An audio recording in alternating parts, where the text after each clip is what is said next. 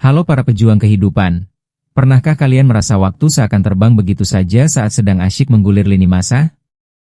Notifikasi yang tak henti berdering, godaan untuk melihat tren apa yang baru, dan tanpa sadar, berjam-jam telah kita habiskan di dunia maya. Kita semua tahu, media sosial adalah jendela dunia, tempat kita terhubung dan mendapatkan informasi. Tapi, sadarkah kita bahwa di balik kemilaunya, ada sisi lain yang perlu kita waspadai? Sebuah sisi yang jika tidak kita kelola dengan bijak, justru bisa merenggut kebahagiaan dan kedamaian batin kita. Ini bukan tentang menyalahkan teknologi.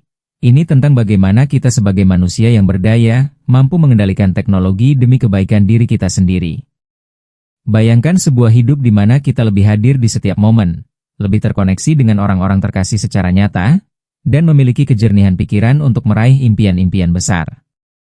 Hari ini, kita akan memulai sebuah perjalanan penting, sebuah langkah berani untuk merebut kembali kendali atas waktu dan energi kita, dengan mengurangi jerat aktivitas media sosial yang berlebihan. Siapkah kalian untuk transformasi ini? Jangan salah, ini bukan berarti kita harus benar-benar anti media sosial. Bukan. Ini adalah tentang menemukan keseimbangan yang tepat, tentang menjadi pengguna yang cerdas dan sadar. Kita akan mengupas tuntas mengapa mengurangi paparan media sosial bisa menjadi kunci untuk membuka potensi diri yang sesungguhnya, meningkatkan kualitas hidup, dan yang terpenting, menjaga harta kita yang paling berharga, yaitu kesehatan mental kita. Mari bersama-sama kita ciptakan kehidupan yang lebih bermakna, bukan hanya di layar, tapi di dunia nyata. Sekarang, mari kita selami lebih dalam bagaimana candu media sosial ini bisa menggerogoti benteng pertahanan mental kita. Sadar atau tidak, paparan terus-menerus terhadap kehidupan orang lain yang tampak sempurna di media sosial itu, seperti racun yang perlahan merasuki pikiran kita.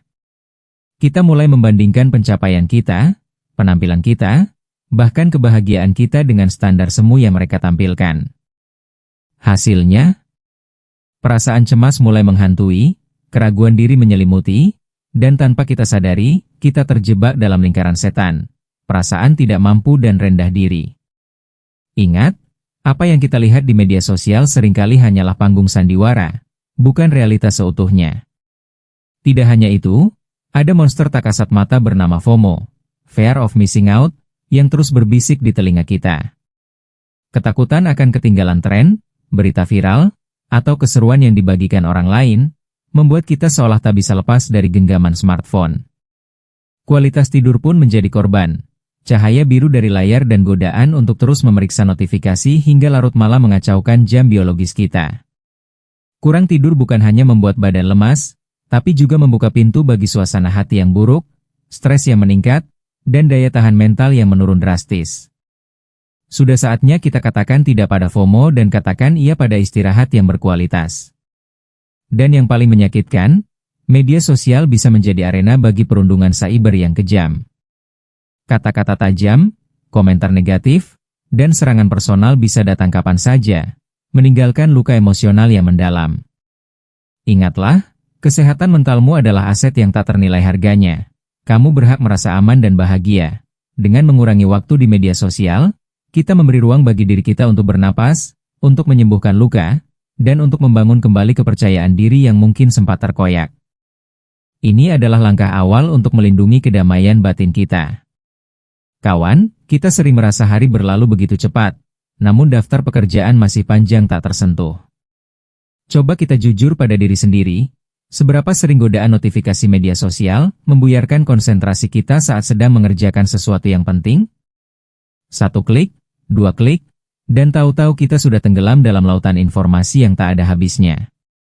Inilah jebakan produktivitas pertama dari media sosial, ia mencuri waktu kita sedikit demi sedikit, memecah fokus kita, dan akhirnya membuat target-target besar kita terasa semakin jauh untuk digapai. Ingatlah, setiap detik yang kita habiskan tanpa arah di dunia maya adalah investasi waktu yang hilang untuk meraih impian kita di dunia nyata. Lebih jauh lagi, kebiasaan kita melompat dari satu platform ke platform lain, dari satu konten ke konten berikutnya, ternyata melatih otak kita untuk memiliki rentang perhatian yang semakin pendek. Seperti kupu-kupu yang hinggap dari satu bunga ke bunga lain, tanpa pernah benar-benar menikmati sari madunya. Akibatnya, kita jadi lebih sulit untuk berkonsentrasi penuh pada satu tugas dalam waktu lama. Pekerjaan yang seharusnya bisa selesai dalam 1 jam, malah molor berjam-jam karena pikiran kita terus berkelana. Saatnya kita latih kembali otot fokus kita.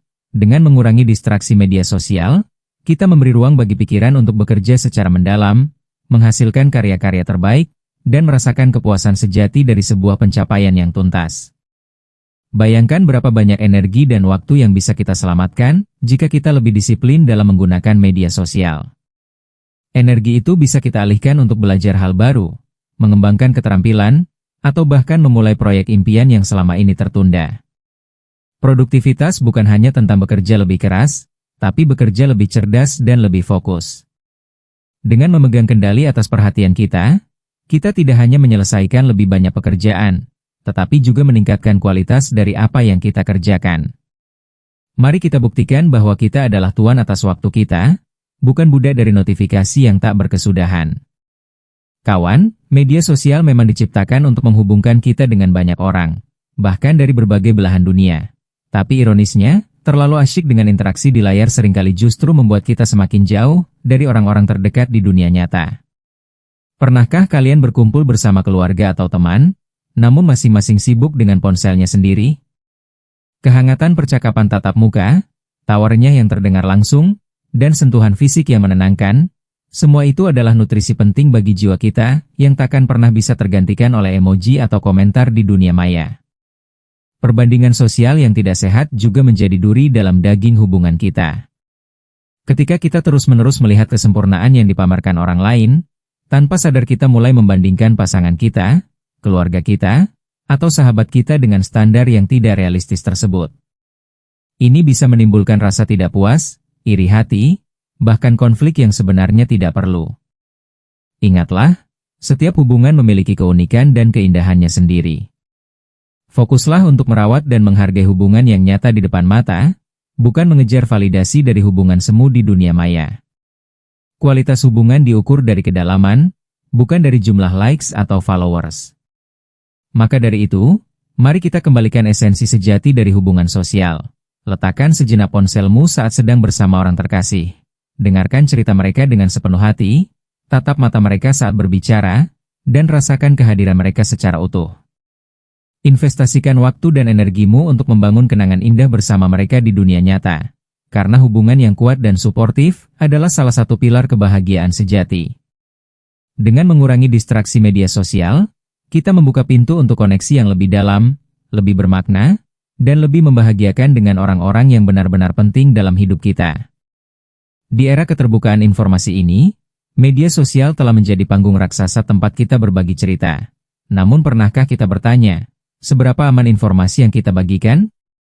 Setiap unggahan foto liburan, setiap check-in lokasi, bahkan setiap detail kecil tentang keseharian kita, bisa menjadi serpihan puzzle yang jika disatukan oleh pihak yang tidak bertanggung jawab, dan akhirnya dapat membahayakan privasi dan keamanan kita. Ini bukan untuk menakut-nakuti, tapi untuk membangkitkan kesadaran bahwa kita adalah penjaga gerbang utama data diri kita sendiri. Bayangkan informasi pribadimu jatuh ke tangan yang salah. Risiko pencurian identitas, penipuan, atau bahkan penyalahgunaan data untuk kepentingan yang merugikan bisa mengintai siapa saja yang lengah. Terlalu banyak berbagi bukan berarti semakin eksis, tapi justru bisa membuka celah bagi ancaman yang tak terlihat. Sudah saatnya kita menjadi lebih bijak dalam memilah apa yang pantas dibagikan, dan apa yang sebaiknya kita simpan rapat untuk diri sendiri. Ingatlah, jejak digital itu abadi. Apa yang kita unggah hari ini, bisa saja menjadi bumerang di kemudian hari jika kita tidak berhati-hati. Lindungi dirimu, lindungi masa depanmu. Maka dari itu, mari kita ambil kendali penuh atas privasi kita di dunia maya. Periksa kembali pengaturan privasi akun media sosialmu, pikirkan 2 kali sebelum mengklik bagikan, dan waspadalah terhadap permintaan pertemanan atau pesan dari orang yang tidak dikenal. Edukasi diri kita tentang modus-modus kejahatan cyber yang semakin canggih. Dengan menjadi pengguna yang cerdas dan waspada, kita tidak hanya melindungi diri sendiri, tetapi juga turut menciptakan lingkungan digital yang lebih aman dan positif bagi semua. Keamanan kita adalah tanggung jawab kita bersama, dan itu dimulai dari kesadaran diri sendiri. Ada satu musuh tak kasat mata yang seringkali kita abaikan, Padahal dampaknya bisa sangat merusak, yaitu kecanduan media sosial. Notifikasi yang seolah tak pernah berhenti, feed yang terus bergulir tanpa ujung, dan rasa penasaran yang tak terpuaskan, semua itu dirancang sedemikian rupa untuk membuat kita terus kembali dan kembali lagi. Tanpa sadar, kita terperangkap dalam siklus yang membuat kita sulit lepas, bahkan ketika kita tahu bahwa itu sudah berlebihan dan mulai mengganggu aspek lain dalam hidup kita. Ini bukan lagi sekadar kebiasaan, tapi sudah menjurus pada perilaku adiktif. Coba renungkan, seberapa sering kita merasa gelisah atau tidak nyaman saat tidak bisa mengakses media sosial? Seberapa sering kita mengorbankan waktu tidur, waktu bersama keluarga, atau bahkan pekerjaan hanya demi menuntaskan hasrat untuk scroll? Jika jawabanmu adalah sering, maka ini adalah sinyal kuat bahwa sudah saatnya kita mengambil langkah mundur.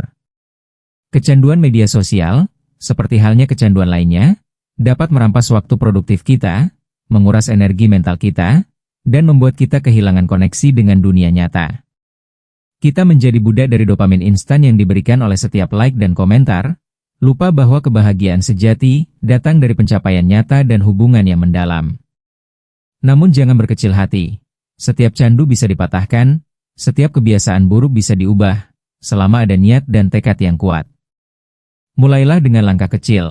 Batasi waktu penggunaan, matikan notifikasi yang tidak penting, dan tentukan zona bebas media sosial dalam harimu. Cari aktivitas pengganti yang lebih positif dan membangun, seperti membaca buku, berolahraga, atau mungkin menekuni hobi. Ingatlah, kamu memiliki kekuatan untuk mengendalikan dirimu, bukan sebaliknya. Rebut kembali kendali atas hidupmu dari cengkeraman kecanduan media sosial, dan rasakan kebebasan serta kedamaian yang selama ini mungkin terenggut. Kawan, kita telah melakukan perjalanan mendalam, mengupas satu persatu alasan mengapa mengurangi aktivitas media sosial bisa menjadi langkah transformatif dalam hidup kita.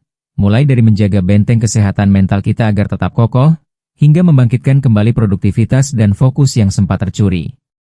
Kita juga telah melihat betapa pentingnya merawat hubungan sosial di dunia nyata, serta melindungi privasi dan keamanan diri di tengah lautan informasi digital. Dan yang tak kalah penting, kita menyadari betapa berbahayanya jerat kecanduan yang bisa ditimbulkan oleh platform yang sejatinya dirancang untuk menghubungkan. Ingatlah, tujuan kita bukanlah untuk memusuhi teknologi, atau mengisolasi diri dari dunia maya, sama sekali bukan. Tujuan kita adalah untuk menjadi tuan atas teknologi, bukan sebaliknya. Kita ingin menggunakan media sosial dengan lebih bijak dan lebih sadar, sehingga kita bisa mengambil manfaat positifnya, tanpa harus mengorbankan kebahagiaan dan kualitas hidup kita secara keseluruhan. Ini adalah tentang menemukan harmoni antara dunia digital dan dunia nyata, menciptakan ruang bagi pertumbuhan diri yang sejati, dan meraih potensi terbaik yang ada dalam diri kita masing-masing. Mulai hari ini, mari kita ambil langkah nyata. Mungkin tidak langsung drastis, tapi mulailah dengan perubahan kecil yang konsisten. Tetapkan batasan waktu. Pilih konten yang benar-benar memberi nilai tambah, dan yang terpenting, luangkan lebih banyak waktu untuk hadir sepenuhnya di setiap momen berharga dalam hidupmu. Rasakan kembali nikmatnya percakapan tatap muka yang hangat, keindahan alam yang menenangkan, dan kepuasan dari karya yang tercipta dari fokus dan dedikasi. Perubahan ini mungkin tidak mudah, tapi percayalah, hasilnya akan sangat sepadan. Terima kasih telah menyimak hingga akhir. Semoga apa yang kita bahas hari ini bisa menjadi percikan semangat untuk memulai perubahan positif dalam hidup kalian. Jangan lupa untuk bagikan video ini kepada orang-orang terkasih, karena semakin banyak yang sadar, semakin besar dampak baik yang bisa kita ciptakan bersama. Ingat, hidup ini terlalu berharga untuk dihabiskan hanya dengan menatap layar. Keluarlah, jelajahi, dan ciptakan kisah nyata yang tak terlupakan. Sampai jumpa di video berikutnya. Tetaplah menjadi pribadi yang berdaya dan menginspirasi.